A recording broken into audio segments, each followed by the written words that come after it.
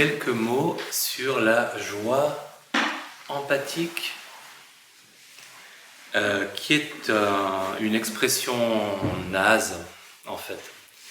En pali, ça se dit mudita, dans la langue qui se parlait à l'époque, où on a consigné ça par écrit.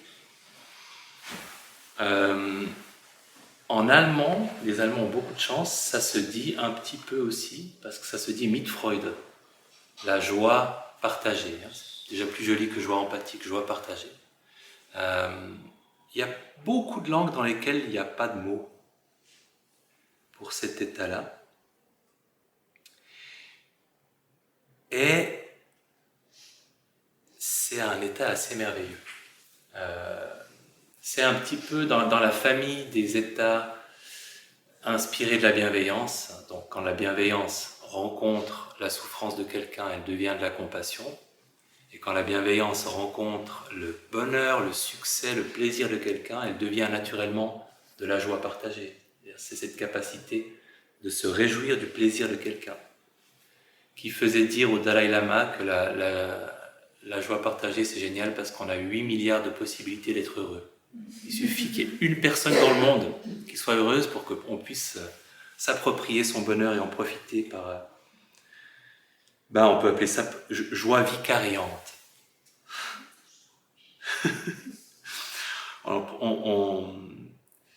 Notre empathie nous fait sourire en réaction au bonheur de quelqu'un. Et évidemment, j'ai écouté plusieurs causeries, je fais de temps en temps ça parce que je savais pas. J'avais l'impression d'avoir moins de choses à dire sur ce sujet-là que sur les autres. Je me suis dit, bon, qu'est-ce qui se dit? Alors j'ai écouté des causeries sur la joie partagée. Et il y avait quand même pas mal de baratins spirituels. C'est-à-dire, c'est de la joie, donc c'est dans le monde anglo-saxon, il y a ces causeries avec beaucoup de silence et des voix, un ton très spirituel, justement. La joie partagée, c'est une ouverture du cœur à... Et j'ai pas tenu longtemps, en fait. Ce qui est dommage, parce qu'en fait, c'est vrai que c'est vachement bien. Donc, je vais essayer de traiter le sujet à ma manière, c'est-à-dire avec une sinistre sobriété calviniste, mais tout en goûtant quand même au plaisir de la chose. Donc, techniquement, c'est assez simple, c'est comme la compassion. La compassion, c'était l'empathie, c'est-à-dire la conscience de la souffrance de quelqu'un, plus l'envie que ça s'arrange. Et la joie partagée, c'est la conscience du plaisir, du bonheur, du succès de quelqu'un et l'envie que cette personne continue à en profiter, en fait. Ou, plus simplement, le « je suis tellement heureux que tu sois heureux ». Et c'est là que le sourire nous vient aussi, en fait, en voyant cette personne. Comme d'habitude, dans la philosophie et la psychologie bouddhiste, ils définissent un ennemi proche et un ennemi lointain, c'est-à-dire les choses avec lesquelles on ne doit pas confondre cet état-là. L'ennemi lointain, sans surprise, qu'est-ce que c'est? C'est-à-dire le contraire, l'opposé de la joie partagée. Quel est le mot qui vous viendrait à l'esprit? Envie, jalousie, exactement. Et l'ennemi proche, c'est... Je vous le donne parce qu'il n'est pas facile à trouver. C'est l'excitation superficielle. J'ai pensé à... Donc l'excitation superficielle, à l'idée que quelqu'un vit quelque chose de bon.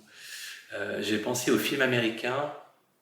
Je ne sais pas quand c'est apparu d'ailleurs dans les films et dans les séries. C'est très bizarre. C'est souvent plutôt féminin dans les films. Dans les films. Où... il y a par exemple, vous pouvez vous présenter la scène. Il y a une femme qui dit à ses copines « Les filles, je me marie la semaine prochaine ». Et là, qu'est-ce que vous allez voir à l'écran? Dans les séries, j'espère que ça ne se passe pas comme ça dans la vraie vie aux États-Unis. Alors ça, c'est l'ennemi proche de la joie partagée. Ce n'est pas la joie partagée, d'abord parce que c'est trop excité pour être vraiment cette chose douce, agréable, réchauffante qu'est la joie partagée, et ensuite parce que je pense que, paradoxalement, on est plus avec soi qu'avec l'autre quand on est dans cet état d'excitation.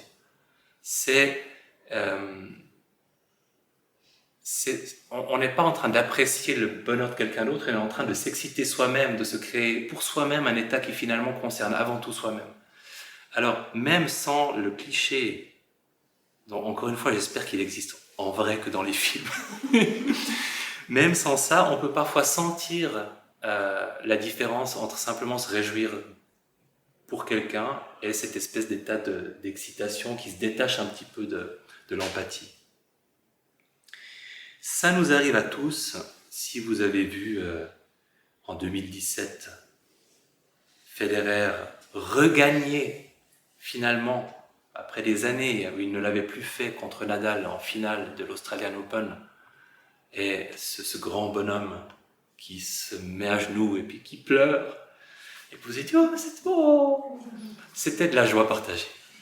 Si vous avez regardé The Voice Kids, et puis qu'il y a cet enfant super touchant, un peu maladroit, et puis qu'à la dernière seconde, il y a quelqu'un qui se retourne, et puis qu'il se met à pleurer, et puis oh, c'est de la joie partagée.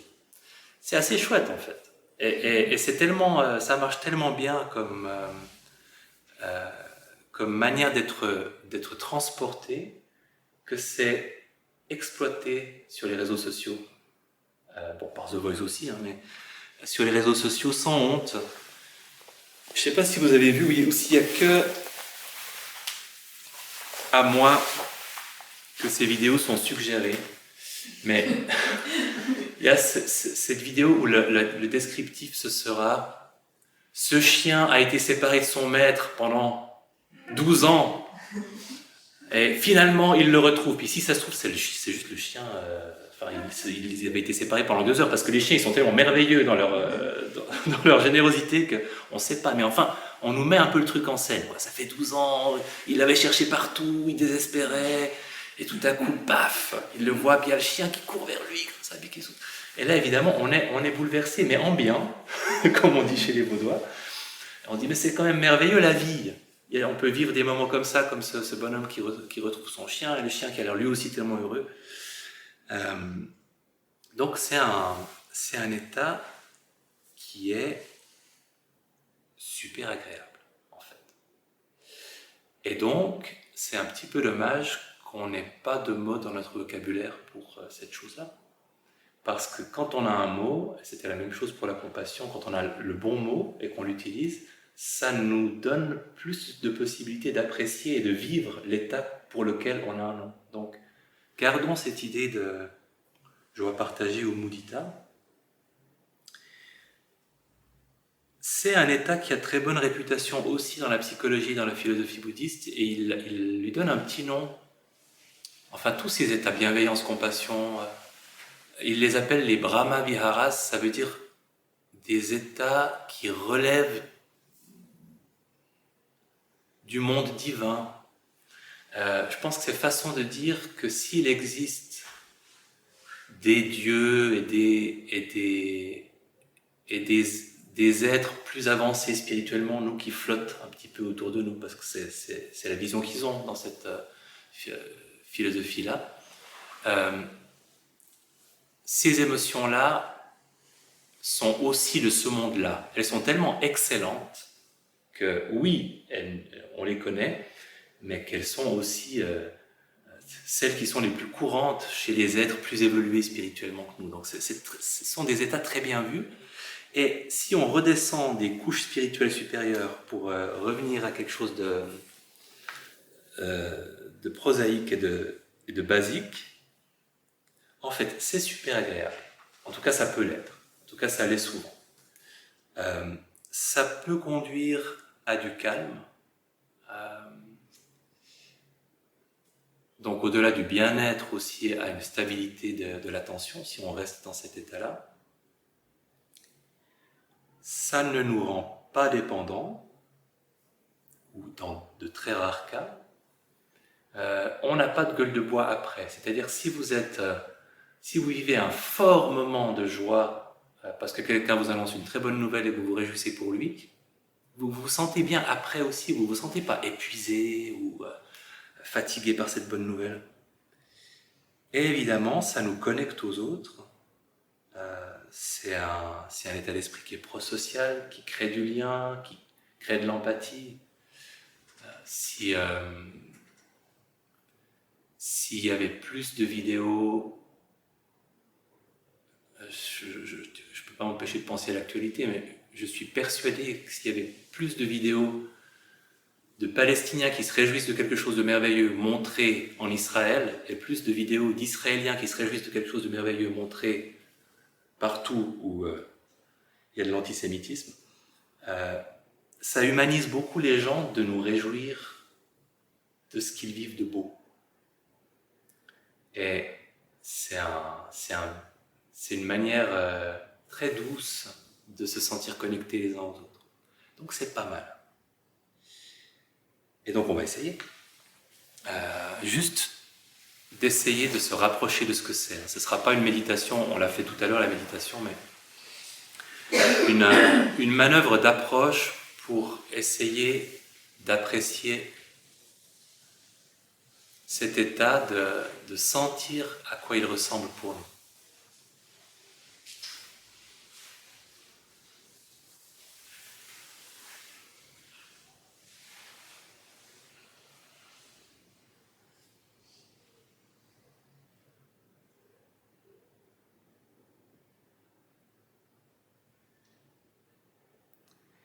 Et donc, en pensant à une personne, il y a deux conditions importantes.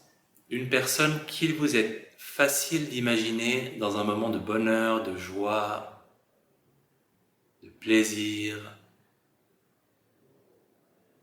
et une personne à qui vous avez très envie de souhaiter que ça continue, de lui souhaiter d'en profiter.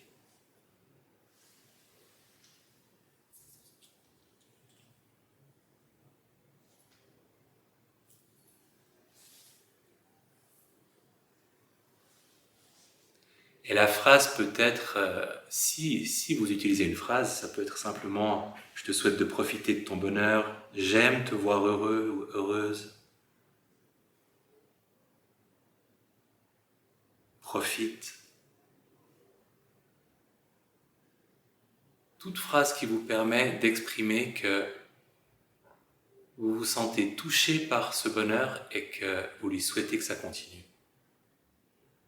que vous vous en réjouissez. Prenons le temps d'imaginer cette personne, de l'imaginer en train de sourire, en train de vivre quelque chose d'agréable.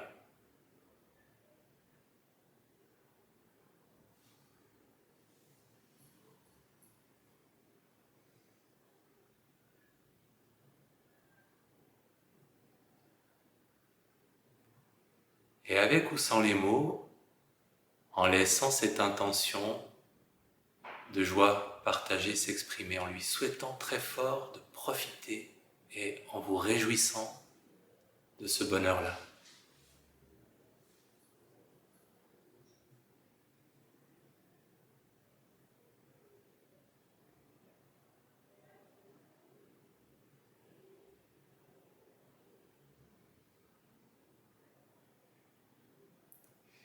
Et en laissant à nouveau cet état s'exprimer silencieusement, un sourire sur votre visage, une chaleur intérieure, juste une intention silencieuse, en regardant ce qui se passe quand vous laissez cette attitude s'exprimer silencieusement.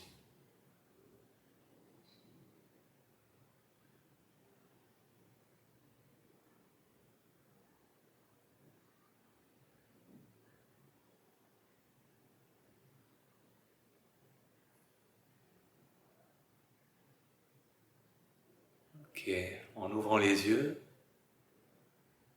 Parfois, il y a des gens qui pensent spontanément justement à leur chien ou à un animal. Parfois, les animaux marchent bien pour cet état d'esprit-là. Comment vous décririez cet état-là ?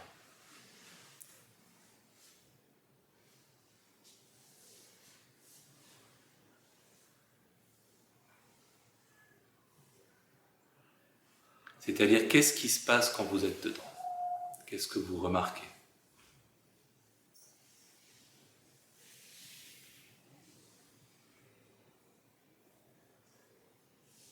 Déjà, qui a l'impression de l'avoir rencontré, cet état-là? Levez la main. Ok. Parce que parfois, il est plus difficile à trouver. Ok. Il y a en tout cas un élément de langage que je devrais entendre. Qu'est-ce qui se passe en vous quand vous êtes dans cet état-là? Qu'est-ce que vous remarquez? Ça a l'air un peu bête, mais en fait, c'est la joie. Et Ouais. C'est la joie doublement. Oui. Ouais, ça traverse en même temps. Moi. C'est la joie de l'autre et c'est ta joie en même temps. Et sur ton visage, est-ce qu'il se passe quelque chose? Voilà, c'était le mot-clé que j'attendais. Il y a le sourire très souvent. C'est nos fameux neurones miroirs là, qui se connectent à ce qu'on imagine. Et puis on se dit, ah bah cette personne sourit, bah moi je souris aussi en fait. C'est génial qu'elle soit contente, c'est génial qu'elle soit bien. Une forme de proximité, une communion de quelque chose. En communion avec la personne ou avec... Oui. Oui. Du cœur à cœur, enfin, quelque chose de... Moi, ça m'a fait comme un rayonnement physiquement. Et puis, elle communiquait tellement que j'avais l'impression de le vivre. C'était vraiment partagé, alors je ne dis pas ce qu'elle vit. Mais c'est ça qui est génial. Ça fait bien et donc je suis surprise à sourire.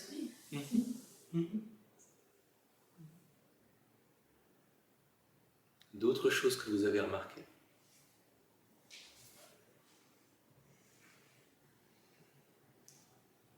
Par rapport à la bienveillance et à la compassion, dont vous avez peut-être fait l'expérience, est-ce qu'il y a des différences dans la qualité de cette attitude-là?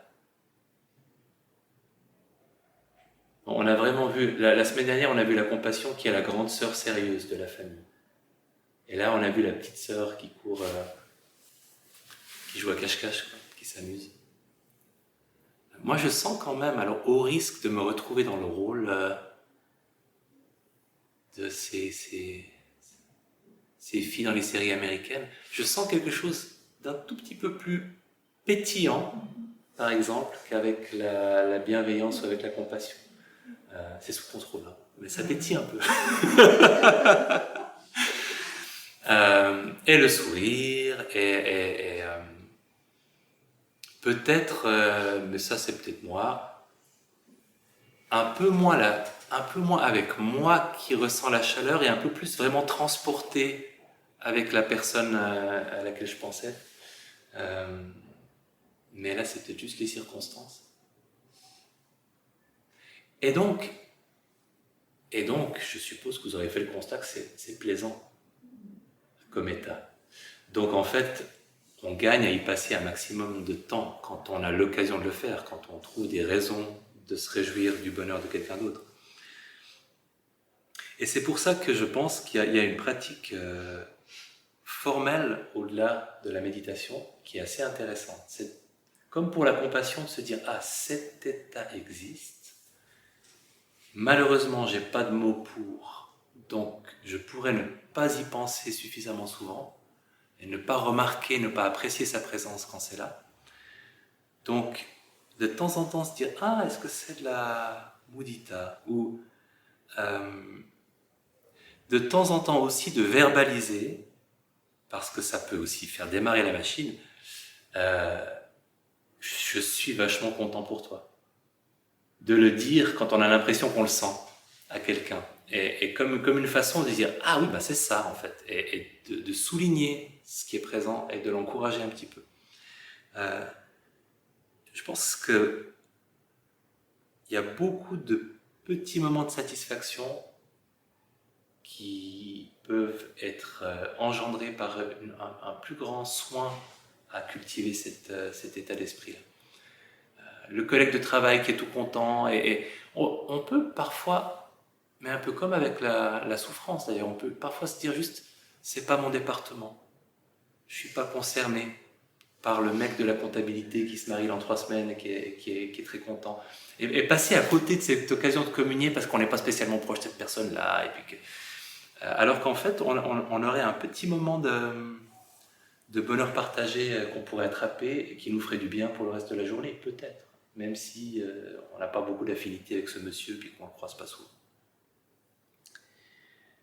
Alors, essayons de méditer un peu plus formellement là-dessus. Position confortable, parce qu'il ne faut pas avoir mal partout quand on cultive ces états-là.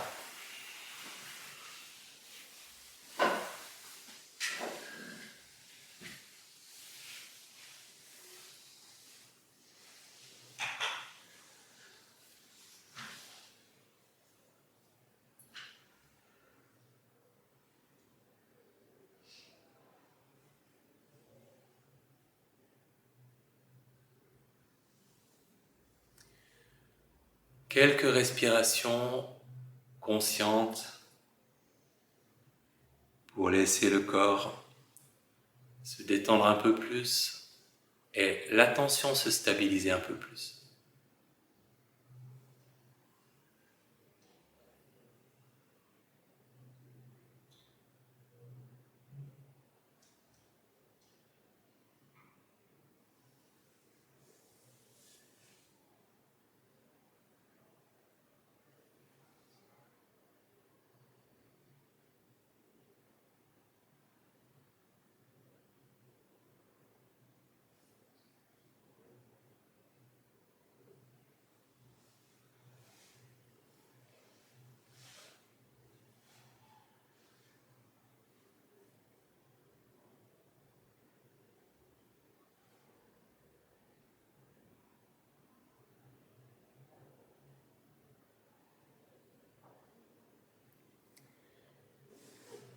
Et un rappel, toujours, on utilise des phrases, mais on peut très bien s'en passer aussi.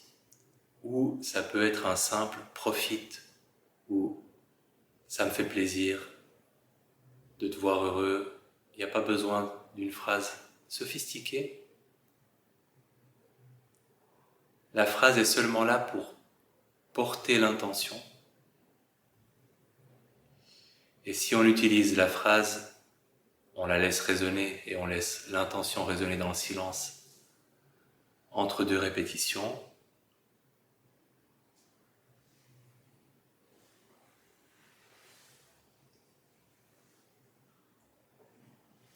En pensant à une personne, ça peut être la même ou une autre, qui pourrait facilement vous inspirer cette attitude-là. Une personne que vous avez de la facilité à imaginer heureuse et à laquelle vous avez spontanément envie de lui souhaiter d'en profiter et que ça continue.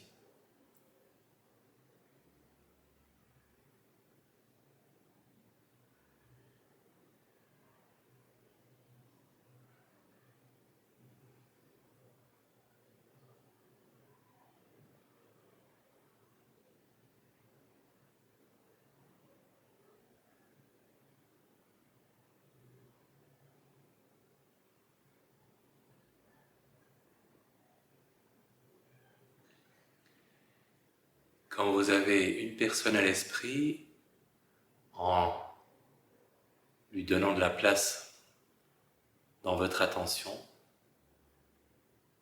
avec votre imagination, vous la laissez être présente.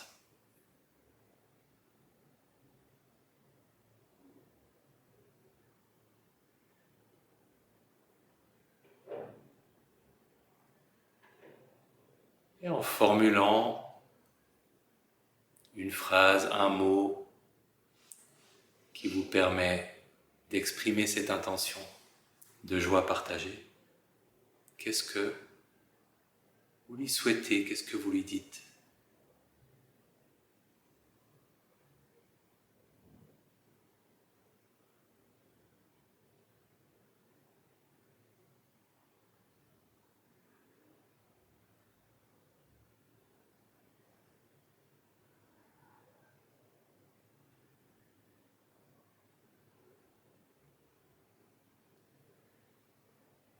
Et ce que vous avez choisi de lui adresser en répétant la phrase intérieurement, en pensant à la personne, au sens des mots, à l'intention derrière les mots, et en laissant cette intention résonner dans le silence, entre deux répétitions, à un rythme naturel pour vous.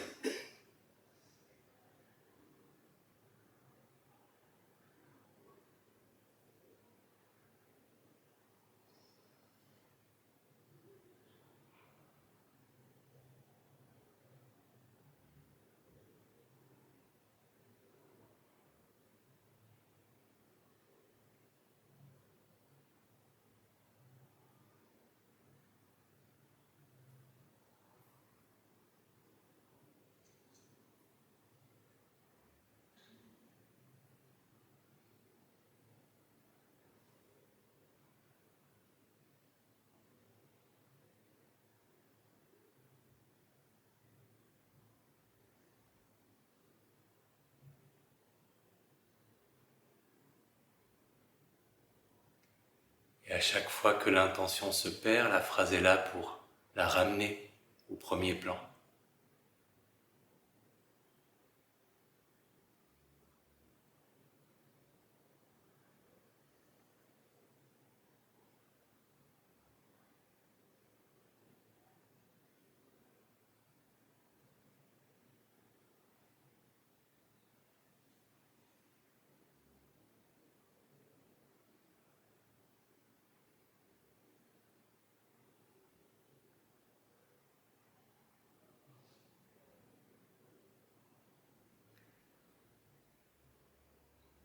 Et laissant ce plaisir, cette joie à l'idée du bonheur de quelqu'un d'autre s'exprimer dans le silence.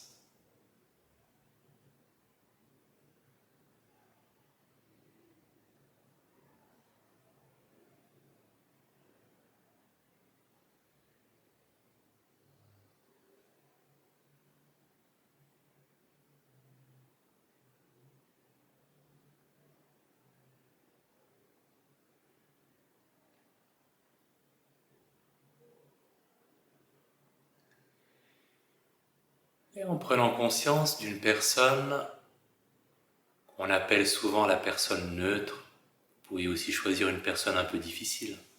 En tout cas, une personne avec laquelle vous n'avez pas une relation proche, quelqu'un que vous croisez tous les jours sans vraiment connaître cette personne, ou si vous vous sentez plus d'audace, quelqu'un que vous n'appréciez pas beaucoup.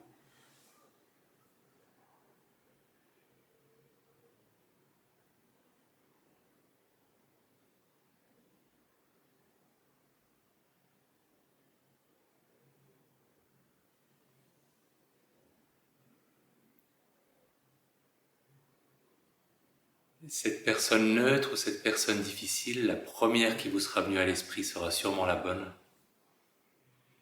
En l'imaginant en train d'être tout simplement heureuse, joyeuse, amusée, en train de rire, de sourire, dans la détente, dans le bien-être, en l'imaginant cette personne-là.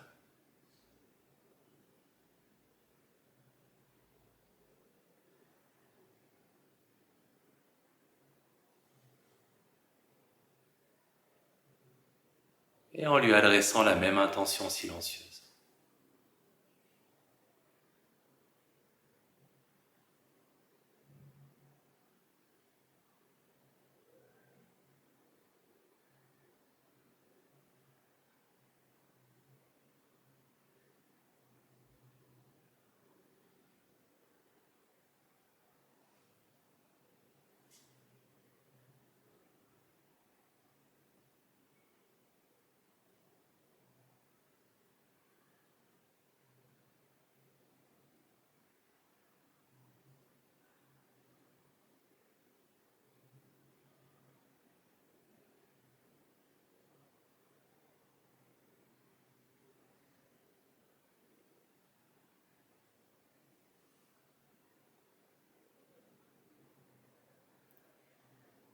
À nouveau, en laissant cette attitude s'exprimer dans le silence, sans les mots, un ressenti, intérieure, une attitude, une expression.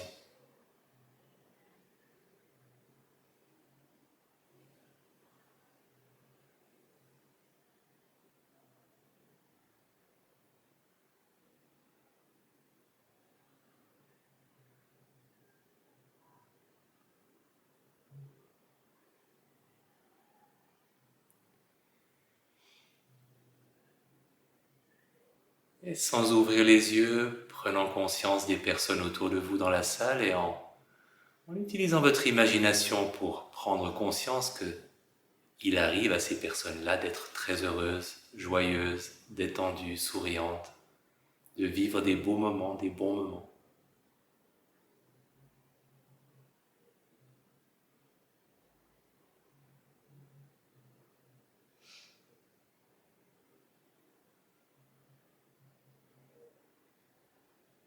Et aux personnes autour de vous, avec les mots que vous avez choisis, leur adressant la même intention.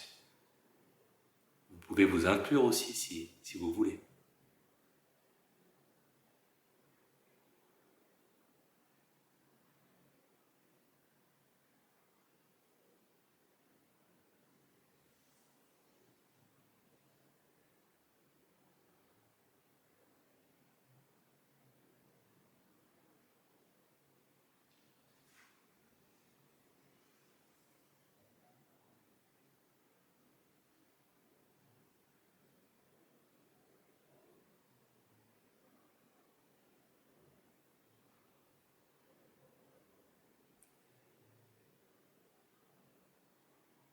En laissant cette attitude s'exprimer silencieusement, ce ressenti, ce rayonnement, cette chaleur.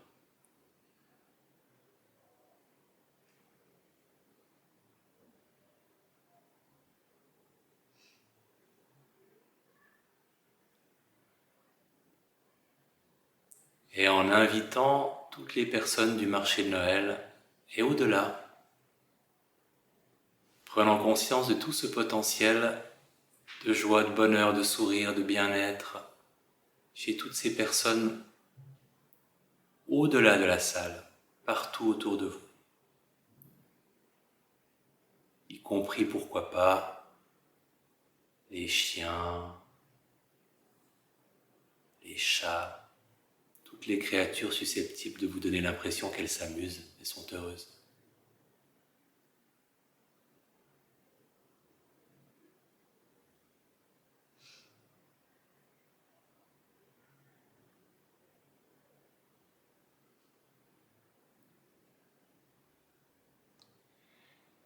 Et en laissant rayonner en vous et autour de vous cette attitude de réjouissance pour le bonheur, tout le bonheur autour de vous, tout ce bonheur qui peut exister, aussi loin que votre imagination puisse porter.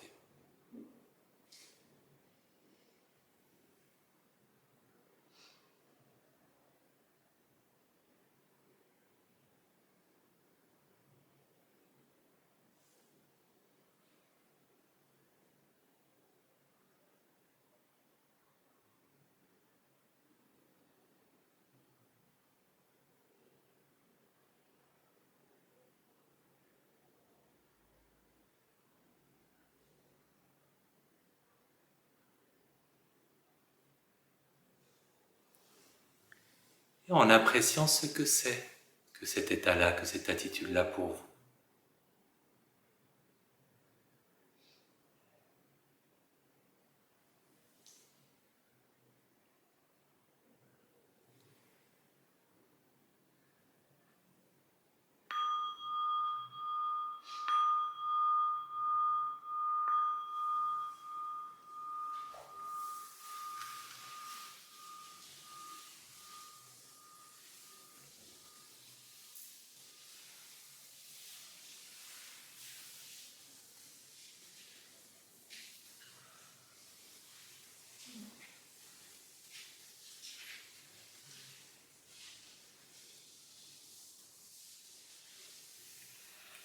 Qu'est-ce que vous avez remarqué, notamment là aussi les différences suivant les personnes auxquelles vous pensiez, s'il y a des courageuses ou courageux qui ont pensé à une personne un peu difficile. Moi j'ai pensé à mon facteur, je te dis. C'est lui qui est venu à l'esprit. C'était pas trop difficile, il est quand même sympa. Qu'avez-vous remarqué?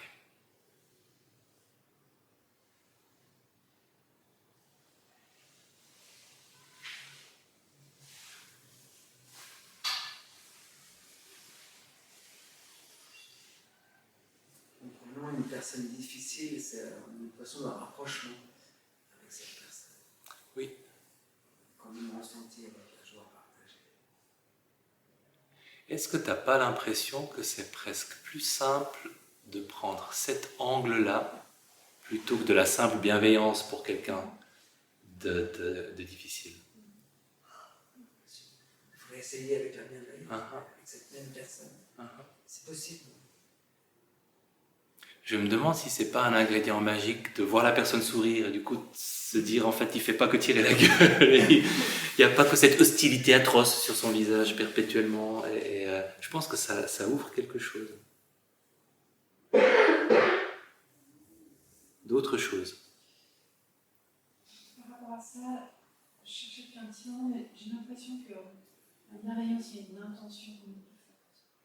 C'est plus difficile d'être bienveillant que de dire ah bah soyons joyeux. Oui. J'ai trouvé étonnamment, j'ai trouvé assez difficile, c'est quoi je dis. Et là, j'ai une sorte d'amusement. Je me dis ok, ben, essayons. Ça m'engageait moins que la bienveillance. Oui. Il y a quelque chose de plus passif. Ouais. D'autres personnes se reconnaissent là-dedans. Ouais.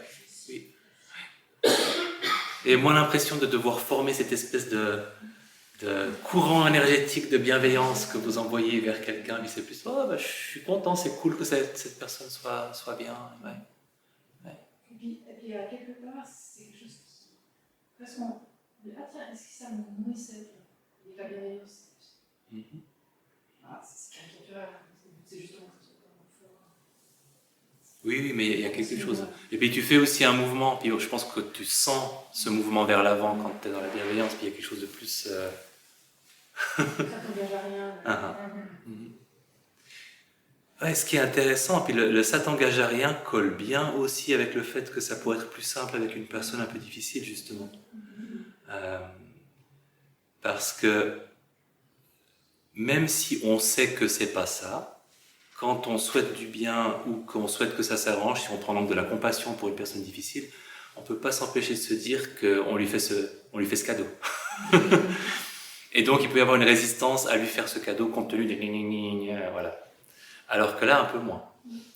Si le chef de service est en train de préparer son barbecue et qu'il est très content, c'est plus facile de juste se dire ah bah cet odieux connard a accès lui aussi au plaisir et au contentement. Je me réjouis pour lui. Je lui souhaite d'apprécier son barbecue. D'autres choses. On sent vécu. Non, ils ont toujours été adorables.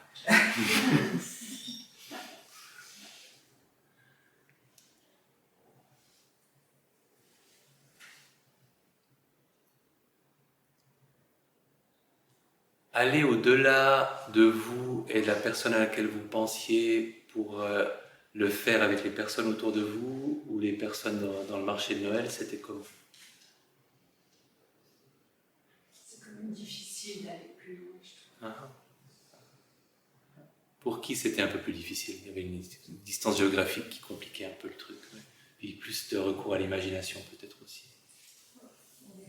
Pour les personnes au-delà. Les gens de la fête, je trouve que c'était facile. Parce qu'on les entend rigoler, s'amuser, ils ont forcément du plaisir. Je trouve que c'était facile de partager. Est-ce que peut-être c'était plus difficile quand il s'agissait de les voir et que quand tu dis en les écoutant, tu vois, il y a peut-être aussi quelque chose, il y a peut-être une modalité sensorielle qui rend la chose plus facile aussi. D'autres choses. Moi, ça s'est fait assez facilement par rapport à la bienveillance ou la compassion. Il y avait vraiment une légèreté. Je trouve qu'il dégage déjà, il passe un moment. Oui, clairement. Oui. Oui. Moi, c'était vraiment comme, justement, le fait de penser au bonheur des gens dehors que je ne connais pas, ou même genre des chats, et d'imaginer juste s'amusant quelque part.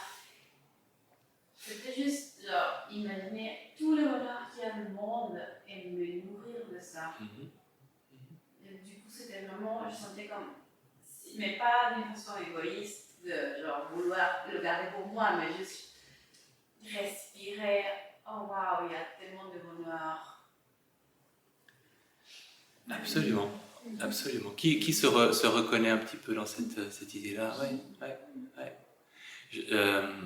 Moi, j'ai aussi l'impression que ça active aussi un peu, ou ça réchauffe un peu ma propre capacité à être heureux. Ça me rappelle, c'est un peu de la joie partagée pour soi-même, où je me demandais si c'était une chose vraiment possible, mais oui, en fait.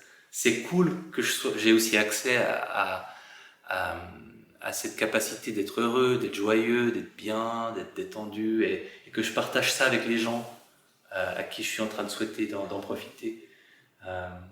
C'est vachement sain, tout ça. C'est pas pour dire. Ouais. Alors tous ces états sont très sains. La compassion aussi, j'en ai assez parlé la semaine dernière, la bienveillance aussi, mais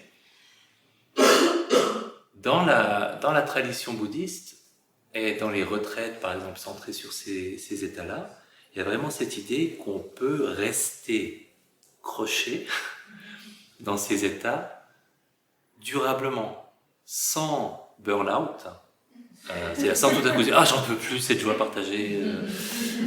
Donc, on peut rester confortablement, parce qu'il n'y a pas cette excitation, cette giddiness, on peut rester confortablement dans ces états-là, longtemps, que ça ne nous fait que du bien. Donc, je pense que c'est quelque chose qu'on gagne à faire plus, mais même à petite dose. Moi, j'ai toujours eu un problème avec... J'ai fait des retraites centrées sur la bienveillance. Et alors, en retraite, c'était très bien. Mais en méditation, j'ai de la peine à le faire longtemps.